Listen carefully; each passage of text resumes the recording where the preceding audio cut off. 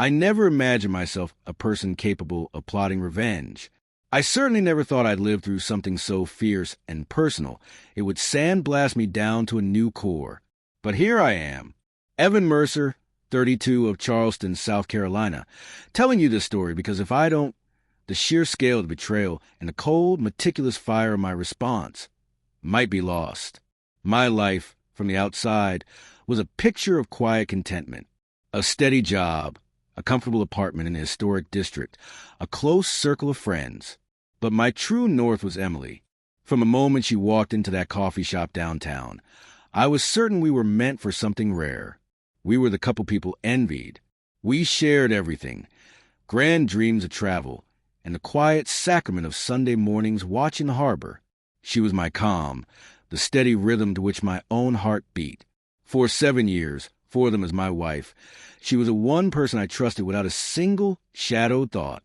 Our life was built on small, sacred rituals. Mornings began with her making 2 cups of coffee, mine black with a splash of cream. We'd share sleepy smiles on our battered leather couch, talking about weekend plans.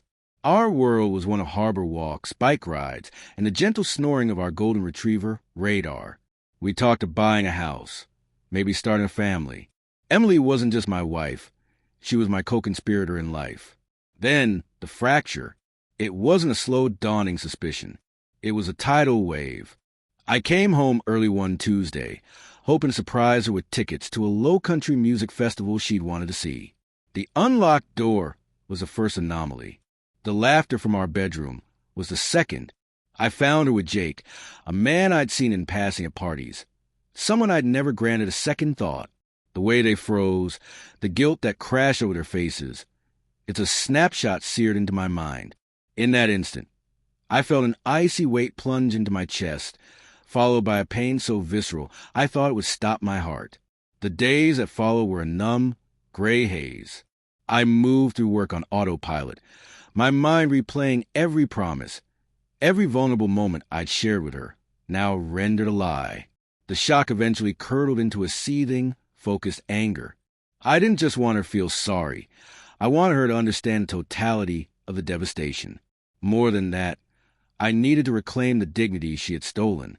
So I began to plot, not with rash emotion, but with cold strategy. I became an archivist of her deceit, documenting every lie, every suspicious text. I learned their habits. Jake's fragile ego, his tendency to boast, Emily's pride and her deep fear of public exposure. I wore a mask of normalcy, smiling through family lunches and friendly inquiries, all while machinery of my plan whirred silently beneath the surface. The hardest part was a performance. Sharing a home, a meal, a meaningless conversation about the weather with a woman who had shattered my world. Friends noticed a change in me. My sister, Rachel, confronted me, her voice laced with worry. "Is this worth it, Evan? You could burn everything down." For a moment, I hesitated, but the cold determination returned. This wasn't just about retaliation. It was about closure.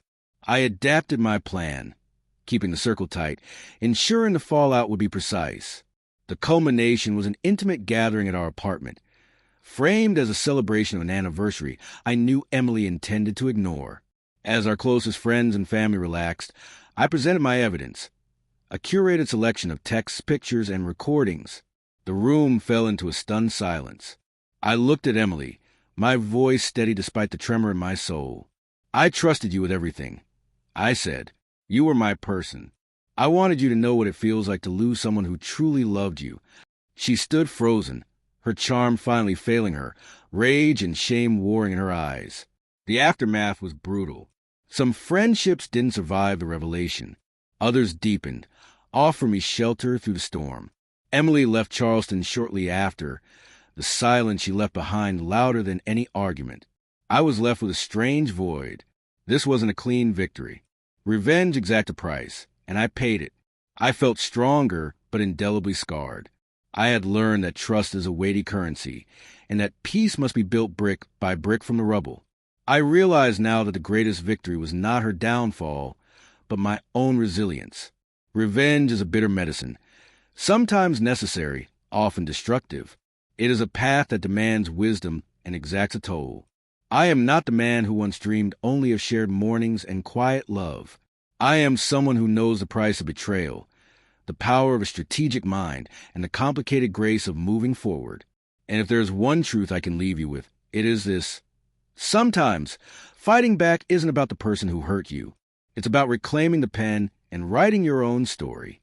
For me, it was a messy, painful crucible. But from its fire, a new self emerged, wiser, weary, and unbreakable. Changes made and why. Pacing and cadence. The paragraphs are broken into more digestible chunks, creating a more rhythmic flow that builds tension and allows key moments to land with more impact. Sharpen language. Phrases like sandblast me down to a new core, archivist of her deceit, and reclaiming the pen are more vivid and metaphorical than the original. Emotional arc. The emotional journey from love to betrayal to numb shock to cold strategy is more clearly delineated, making the narrator's transformation feel more earned. Dialogue and scene. The confrontation scene is made slightly more direct and dramatic, giving the climax a stronger punch. Thematic clarity.